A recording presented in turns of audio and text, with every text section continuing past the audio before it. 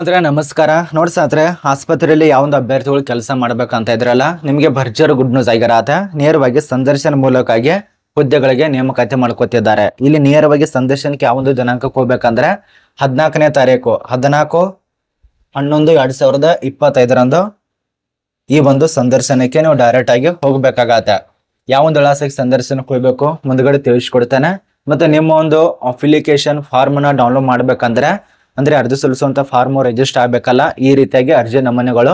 ಈ ಒಂದು ವೆಬ್ಸೈಟ್ ಹೋಗಿ ಇನ್ನಷ್ಟು ಹೆಚ್ಚಿನ ಮಾಹಿತಿಯನ್ನು ಪಡ್ಕೊಂಡು ನೀವು ಅಪ್ಲಿಕೇಶನ್ ಫಾರ್ಮು ಮತ್ತೆ ನಿಮ್ಮ ಒಂದು ಅರ್ಜಿ ಸಲ್ಲಿಸುವಂತ ಬಯೋಡೇಟಾ ಒಂದು ಫಾರ್ಮು ಅದನ್ನ ಡೌನ್ಲೋಡ್ ಮಾಡಿಕೊಂಡು ಅಪ್ಲಿಕೇಶನ್ ಹಾಕ್ಬೇಕಾಗತ್ತೆ ನೇರವಾಗಿ ಸಂದರ್ಶನಕ್ಕೆ ಹೋಗ್ಬೇಕಾಗತ್ತೆ ಆ ಒಂದು ಸಂದರ್ಶನ ವಿಳಾಸ ಯಾವುದು ಹೆಂಗ ನೇಮಕಾತಿ ಆಗತ್ತೆ ಸಂದರ್ಶನದಲ್ಲಿ ಯಾವ ಕ್ವಶನ್ ಕೇಳ್ತಾರೆ ಎಷ್ಟು ವಿದ್ಯಾರ್ಹತೆ ಆಗಿರಬೇಕು ಮತ್ತೆ ಯಾವ ಪೋಸ್ಟು ಎಲ್ಲ ಮಾಹಿತಿ ಇರತ್ತೆ A to Z ಅವರಿಗೆ ವಿಡಿಯೋ ಕೊನೆತನಕ ನೋಡಿ ಮತ್ತೆ ಈ ಒಂದು ಚಾನಲ್ ಅನ್ನ ಯಾರು ಸಬ್ಸ್ಕ್ರೈಬ್ ಮಾಡಿಲ್ಲ ಪ್ರಶಾಂತ್ ಅಕಾಡೆಮಿ ಚಾನಲ್ ಅನ್ನ ಸಬ್ಸ್ಕ್ರೈಬ್ ಮಾಡ್ಕೊಳ್ಳಿ ಬನ್ನಿ ಸ್ನೇಹಿತರೆ ಇದು ಖಾಲಿ ಇರುವಂತ ಪೋಸ್ಟ್ ಇದೆಯಲ್ಲ ಇಲ್ಲಿ ಯಾವ್ಯಾವ ಒಂದು ಪೋಸ್ಟ್ ಖಾಲಿ ಇದಾವೆ ಅದೆಲ್ಲ ಕೊಟ್ಟಿದ್ದಾರೆ ಅಂದ್ರೆ ಇಲಾಖೆ ಹೆಸರು ಕೊಟ್ಟಿದ್ದಾರೆ ಮೆಡಿಸಿನ್ ಆಗ್ಬೋದು ಅಥವಾ ಸುಗ್ರೇರಿ ಆಗ್ಬೋದು ಸರ್ಜರಿ ಆಗ್ಬೋದು ವಿವಿಧ ಒಂದು ಪ್ರಕಾರ ಇಲಾಖೆ ಹೆಸರು ಕೊಟ್ಟಿದ್ದಾರೆ ಎಷ್ಟು ಪೋಸ್ಟ್ ಖಾಲಿ ಇದಾವೆ ಟೋಟಲ್ ಆಗಿ 17 ಪೋಸ್ಟ್ಗೆ ಈ ಒಂದು ನೇಮಕಾತಿ ನೋಟಿಸ್ ಆಗಿರುವಂತದ್ದು ನೋಡಿ ಯಾರ್ಯಾರಿಗೆ ಎಷ್ಟು ಪೋಸ್ಟ್ ಖಾಲಿ ಇದಾವೆ ಯುವಾರ್ದವರಿಗೆ 3 ಹುದ್ದೆಗಳು OBC ದವರಿಗೆ 5 post SC ದವರಿಗೆ 6 post ST ದವರಿಗೆ 2 post EWS ಇದ್ರೆ 1 ಪೋಸ್ಟ್ ಈ ರೀತಿಯಾಗಿ ಟೋಟಲ್ ಆಗಿ 17 ಪೋಸ್ಟ್ ಇರತ್ತೆ ಇಲ್ಲಿ ಖಾಲಿ ಇರುವಂತ ಪೋಸ್ಟ್ ಹೆಸರು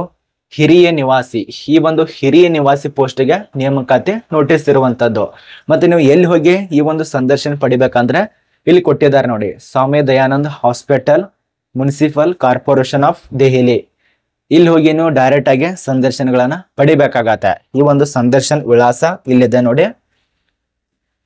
ಇಲ್ಲಿ ಹೋಗಿ ನೀವು ಡೈರೆಕ್ಟ್ ಆಗಿ ಸಂದರ್ಶನಗಳನ್ನ ಪಡ್ಕೋಬೇಕು ಇದು ನಿಮಗೆ ಅರ್ಥ ಆಗ್ತಿದೆ ಅಂತ ಅನ್ಕೋತೀವಿ ಇನ್ನು ಇದಕ್ಕೆ ಸಂಬಂಧಪಟ್ಟಂತೆ ರೂಲ್ಸು ರೆಗ್ಯುಲೇಷನು ಮತ್ತು ಯಾವೊಂದು ಇಲಾಖೆ ವತಿಯಿಂದ ಎಲ್ಲೆಲ್ಲಿ ಹೋಗ್ಬೇಕು ಅದೆಲ್ಲ ಕೊಟ್ಟಿದ್ದಾರೆ 14ನೇ ತಾರೀಕು ಹೋಗ್ಬೇಕಾಗತ್ತೆ 14ನೇ ತಾರೀಕು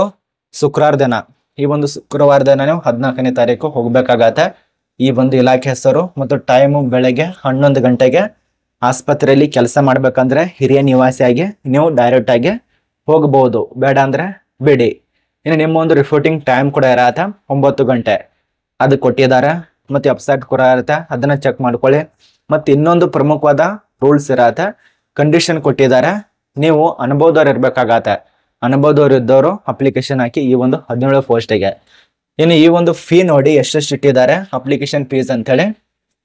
ಇಲ್ಲಿ 1,000 ಇರತ್ತೆ ಜನರಲ್ ಕಾಸ್ಟ್ ಮತ್ತು OBC EWS ಅವರಿಗೆ 1,000 ತನ ಪಾವತಿ ಮಾಡಬೇಕು ಅದೇ ನೀವೇನಾದ್ರೂ SC ST ವರ್ಗದವ್ರು ಇತ್ತಂದ್ರೆ 500 ತನ ಪಾವತಿ ಮಾಡ್ಬೇಕಾಗತ್ತೆ ಇದನ್ನ ನೋಡ್ಕೊಂಡು ನೀವೇನಾದ್ರೂ ಇಷ್ಟ ಇತ್ತಪ್ಪ ಅಂದ್ರೆ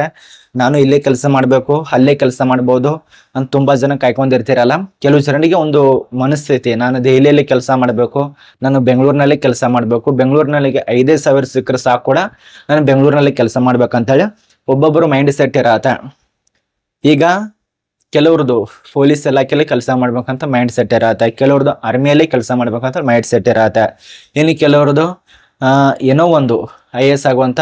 ಕನಸಿರತ್ತೆ ಇನ್ನು ಕೆಲವ್ರದ್ದು PS ಆಗುವಂತ ಕನಸಿರತ್ತೆ ಈ ರೀತಿಯಾಗಿ ಒಬ್ಬೊಬ್ಬರು ಕನಸಿರತ್ತೆ ಅಂತವ್ರದ್ದು ಈಗ ದೆಹಲಿಯಲ್ಲಿ ಯಾರ್ಯಾರು ಕನಸಿದೆಯಲ್ಲ ಅಲ್ಲಿ ಹೋಗಿ ನಾನು ಸೆಟ್ಲ್ ಆಗ್ಬೇಕು ಅಲ್ಲೇ ಕೆಲಸ ಮಾಡ್ಬೇಕು ಅನ್ನೋರು ಅನುಭವ ಇದ್ದವರು ಅಪ್ಲಿಕೇಶನ್ ಹಾಕಿ ಯಾವುದೇ ರೀತಿಯಾಗಿ ತೊಂದರೆನೇ ಇಲ್ಲ ಮತ್ತೆ ನೀವೇನಾದ್ರೂ ಅರ್ಜಿ ಸಲ್ಲಿಸಿ ಆಯ್ಕೆ ಆದ್ರೆ ಈ ಪೋಸ್ಟು ಹಿರಿಯ ನಿವಾಸಿ ಇರೋದ್ರಿಂದ ಸ್ವಲ್ಪ ಜಾಸ್ತಿನೇ ಸಂಬಳ ಕೊಡ್ತಾರೆ ಸುಮಾರು 70,000 ಮೇಲ್ಗಡೆ ಇರತ್ತೆ ಈ ಒಂದು ಸಂಬಳದ ಬಗ್ಗೆ ಕೂಡ ಮಾಹಿತಿ ಇದರಲ್ಲಿ ಕೊಟ್ಟಿರ್ತಾರೆ ಸುಮಾರು 6 ಪೇಜ್ ಗಟ್ಟಲೆ ನೋಟಿಸ್ ಆಗಿರುವಂತದ್ದು ಈ ಒಂದು 6 ಪೇಜ್ ಗಟ್ಟಲೆ ನೋಟಿಸ್ ಅನ್ನ ಚೆಕ್ ಮಾಡ್ಕೊಳ್ಳಿ ಇನ್ನು ವಯೋಮಿತಿ ವಿಷಯಕ್ಕೆ ಸಂಬಂಧಪಟ್ಟಂತೆ ಮಾಹಿತಿ 18 ವರ್ಷದಿಂದ 40 ವರ್ಷ ತನಕ ಕೊಟ್ಟಿದ್ದಾರೆ ಇನ್ನೇನಾದ್ರೂ 18 ವರ್ಷದಿಂದ 45 ವರ್ಷ ಇತ್ತಂದ್ರೆ ಅಪ್ಲಿಕೇಶನ್ ಹಾಕಿ ಮತ್ತೆ ರಿಲ್ಯಾಕ್ಸೇಷನ್ಸ್ ಕೂಡ ಇರತ್ತೆ ರಿಲ್ಯಾಕ್ಸೇಷನ್ಸ್ ಕೂಡ ಕೊಟ್ಟಿರ್ತಾರೆ ಅದನ್ನ ನೋಡ್ಕೊಳ್ಳಿ ಮತ್ತೆ ನಿಮಗೆ ಯಾವೊಂದು ಹಂತದಲ್ಲಿ ಲೆವೆಲ್ 11 ಪ್ಲಸ್ ಮೇಲೆ ನಿಮಗೆ ಸ್ಯಾಲ್ರಿ ಕೊಡ್ತಾರೆ ಆಗಲೇ ತಿಳಿಸ್ಕೊಟ್ಟೇನಲ್ಲ ಹಿರಿಯ ನಿವಾಸ ಇರೋದ್ರಿಂದ 70,000ಕ್ಕಿಂತ ಅದಕ್ಕೆ ನಿಮಗೆ ಸ್ಯಾಲ್ರಿ ಕೂಡ ಇರತ್ತೆ ಮತ್ತೆ ಇದಕ್ಕೆ ಏನೆಲ್ಲ ಎಜುಕೇಶನ್ ಆಗಿರ್ಬೇಕು MBBS ಡಿಗ್ರಿ ಪಾಸ್ ಆಗಿರ್ಬೇಕಾಗತ್ತೆ ಇದನ್ನ ಮೈಂಡಿನಲ್ಲಿ ಇಟ್ಕೊಳ್ಳಿ MBBS ಡಿಗ್ರಿ ಪಾಸ್ ಆಗಿರ್ಬೇಕು MCA ಕಂಪ್ಲೀಟ್ ಮಾಡಿದವರು NMC ಅದಕ್ಕೆ ಸಂಬಂಧಪಟ್ಟಂತೆ ರಿಲೇಟೆಡ್ ಆಗಿ ಪಾಸ್ ಆಗಿರಬೇಕು ಇದು ಒಂದು ಎ ಆಪ್ಷನ್ ಕೊಟ್ಟಿದ್ದಾರೆ ಎರಡನೇ ಆಪ್ಷನ್ ನೋಡಿ ಬಿ PG ಕಂಪ್ಲೀಟ್ ಮಾಡಿದವರು, PG ಡಿಗ್ರಿ ಮುಗಿಸಿದವರು ಅಥವಾ DNB ಕಂಪ್ಲೀಟ್ ಮಾಡಿದವರು, ಡಿಪ್ಲೊಮಾ ಕಂಪ್ಲೀಟ್ ಮಾಡಿದವರು, ಇದರಲ್ಲಿ ಯಾವ್ದಾದ್ರು ಒಂದಿದ್ರೆ ಅಪ್ಲಿಕೇಶನ್ ಹಾಕಿ. ಇದು B ಆಗಿರತ್ತೆ. ಇನ್ನು C ನೋಡಿ ಸ್ನೇಹಿತರೆ, ಇದರಲ್ಲಿ ರೆಡಿಟಾಗಿ MBBS ಡಿಗ್ರಿ 2 years ಎಕ್ಸ್ಪೀರಿಯನ್ಸ್ ಇದ್ದವರು ಅಪ್ಲಿಕೇಶನ್ ಹಾಕೋದಕ್ಕೆ ಅವಕಾಶ ಇರತ್ತೆ. ಇಲ್ಲಿ ಮೇಲ್ಗಡೆ ಯಾವುದೇ ರೀತಿಯ ಎಕ್ಸ್ಪೀರಿಯನ್ಸ್ ಬಗ್ಗೆ ಮಾಹಿತಿ ಇಲ್ಲ, ಬಟ್ ಕೆಳಗಡೆ C ಇದೆಯಲ್ಲ, ಇಲ್ಲಿ ಎಕ್ಸ್ಪೀರಿಯನ್ಸ್ ಕೊಟ್ಟಿದ್ದಾರೆ,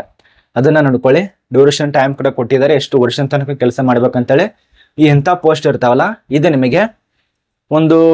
12 ತಿಂಗಳು ಅಥವಾ 2 ತಿಂಗಳು, 2 ತಿಂಗಳಲ್ಲ, 24 ತಿಂಗಳು ಅಥವಾ 175 ದಿನ, 218 ದಿನ ಈ ರೀತಿ ಕೆಲಸ ಮಾಡೋದಕ್ಕೆ ಟೈಮ್ ಕೊಟ್ಟಿರ್ತಾರೆ. ಅಷ್ಟು ನಿಮಗೆ ಪೀರಿಯಡ್ ಇರತ್ತೆ, ಅಷ್ಟು ತನಕ ಅಲ್ಲಿ ಕೆಲಸ ಮಾಡಬೇಕು. ಅದೇನಾದರೂ ಖಾಯಂ ಹುದ್ದೆಯಾಗಿ ಸೆಲೆಕ್ಟ್ ಇತ್ತಂದ್ರೆ ಬೇರೆದವರು ಅಪ್ಲಿಕೇಶನ್ ಹಾಕಿ ಅಲ್ಲಿ ಕೆಲಸಕ್ಕೆ ಇಟ್ಕೊಂಡ್ರೆ ಅಂದ್ರೆ ಮುಗಿಯುತ್ತೆ, ನಿಮ್ಮನ್ನ ತೆಗೆದು ಒಗಿತಾರೆ. ಹಾಗೆ ನೀವು ಮತ್ತೆ ಬೇರೆ ಕಡೆ ಕೆಲಸನ ನೋಡ್ಕೋಬಹುದು. ಈ ರೀತಿಯಾಗಿರತ್ತೆ. ಅದಕ್ಕಾನೆ ನಿಮಗೆ ನೇರವಾಗಿ ಸಂದರ್ಶನಕ್ಕೆ ಕರೆದಿದ್ದಾರೆ. ಅಂದ್ರೆ ಖಾಯಂ ಇತ್ತಂದ್ರೆ ನಿಮಗೆ ಪರ್ಮನೆಂಟ್ ಆಗಿತ್ತಂದ್ರೆ ಎಕ್ಸಾಮ್ ಮೂಲಕವಾಗಿ ಆಯ್ಕೆ ಮಾಡ್ತಾರೆ. ಇದನ್ನ ಅರ್ಥ ಮಾಡ್ಕೊಳ್ಳಿ. ಇದು ನೋಡಿ, ಆಗಲೇ ತಿಳಿಸ್ಕೊಟ್ಟೇನಲ್ಲ, ಒಂದು ಫಾರ್ಮ್ ಅನ್ನ ತುಂಬ್ಕೊಂಡು ಹೋಗ್ಬೇಕಂತೇಳಿ. ಇದೇ ಫಾರ್ಮ್ ಆಗಿರತ್ತೆ. Swami Dayanand hospital, municipal corporation of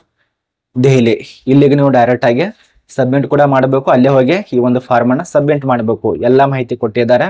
ಈ ಒಂದು ಫಾರ್ಮ್ ನಮ್ಮ ಒಂದು ಟೆಲಿಗ್ರಾಮ್ ಗ್ರೂಪ್ನಲ್ಲಿ ಇರತ್ತೆ, ಚೆಕ್ ಮಾಡ್ಕೊಳ್ಳಿ. ತುಂಬಾ ಜನ